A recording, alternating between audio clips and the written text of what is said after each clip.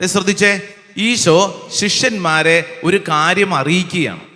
മറിച്ച് വേറെ ഒരു പെയിൻഫുള്ളായ ആഘോഷത്തെക്കുറിച്ച് ഈശോ ശിഷ്യന്മാരെ ഓർമ്മപ്പെടുത്തുകയാണ്. ശ്രദ്ധിച്ചു നോക്കിയേ.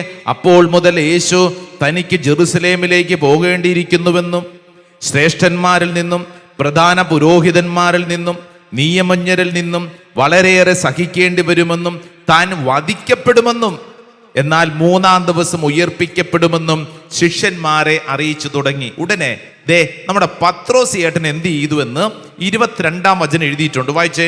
പത്രോസ് അവനെ മാറ്റി നിർത്തി തടസ്സം പറയാൻ തുടങ്ങി. പത്രോസ് ഉടനെ തന്നെ അങ്ങോട്ട് ചെന്നിട്ട് ഈശോട് പറഞ്ഞതേ, ഇങ്ങോട്ട് വന്നേ, ഒരു കാര്യം പറയാനുണ്ട്.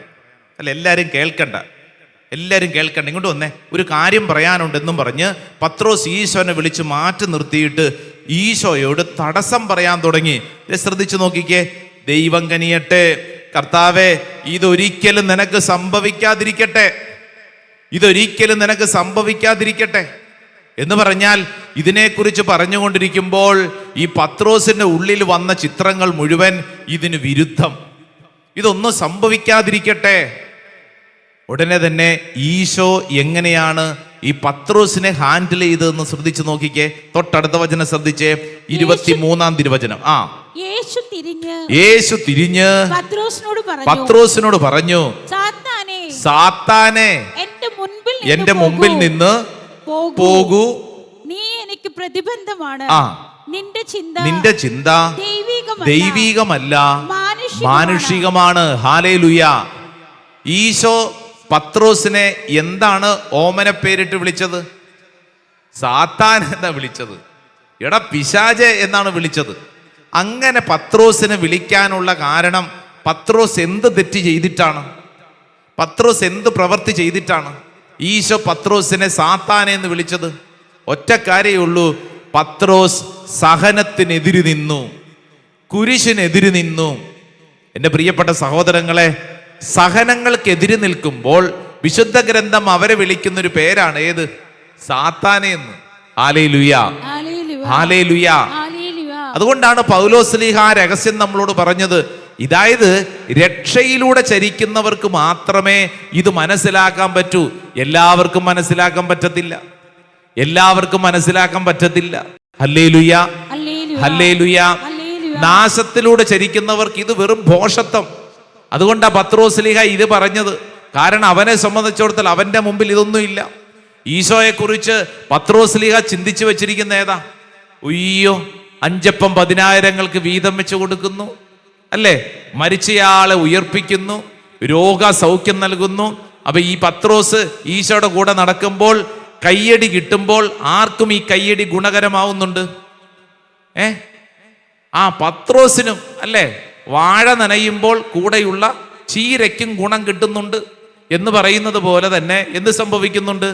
ഈശോയുടെ കൂടെ പത്രോസ് നടക്കുമ്പോൾ ഈ കയ്യടിയും ഈ ആരവങ്ങളൊക്കെ എൻജോയ് ചെയ്യുന്നുണ്ട്? പത്രോസ്. അപ്പൊ ഇനി സംഭവിക്കാൻ പോകുന്ന കാര്യത്തെക്കുറിച്ച് പറയുമ്പോൾ ഈ കാര്യങ്ങളിൽ ആരിടപെടേണ്ടി വരും? പത്രോസിനും ഇത് കിട്ടും. അതുകൊണ്ടാ പത്രോസ് പറഞ്ഞു, ദൈവമേ, ഇതൊരിക്കലും സംഭവിക്കല്ലേ, ഇത് ഭാഗ്യക്കേടാണ്, ഇത് സംഭവിക്കല്ലേ.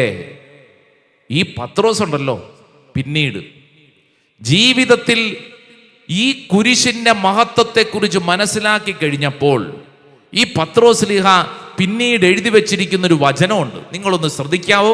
പത്രോസ്ലീഹ തൻ്റെ 1-ാം ലേഖനം അതിന്റെ 4-ാം അധ്യായം 12ഉം 13ഉം തിരുവചനം ഒന്ന് വായിച്ചാലോ? പ്രിയപ്പെട്ടവരെ, നിങ്ങളെ പരിശോധിക്കാനായി അഗ്നി പരീക്ഷകൾ ഉണ്ടാകുമ്പോൾ അപ്രതീക്ഷിതമായതെന്തോ സംഭവിച്ചാൽ എന്ന പോലെ പരിഭ്രമിക്കരുത്. ക്രിസ്തുവിന്റെ പീഡകളിൽ നിങ്ങൾ പങ്കുകാരാകുന്നതിൽ ആഹ്ലാദിക്കുവിൻ. ആരാ പറയണേ? പത്രോസ്. ഈ പത്രോസ് തന്നെയാണ് നേരത്തെ പറഞ്ഞ, ദൈവമേ, ഇതൊരിക്കലും സംഭവിക്കല്ലേ. എന്നാൽ ഈ കുരിശിന്റെ മഹത്വം മനസ്സിലാക്കി കഴിഞ്ഞപ്പോൾ പത്രോസ്ലീഹായുടെ ചിന്താഗതികൾ മുഴുവൻ മാറി. അതുകൊണ്ടാണ് ഞാനിത് ആവർത്തിച്ച് പറഞ്ഞുകൊണ്ടിരിക്കുന്നത്.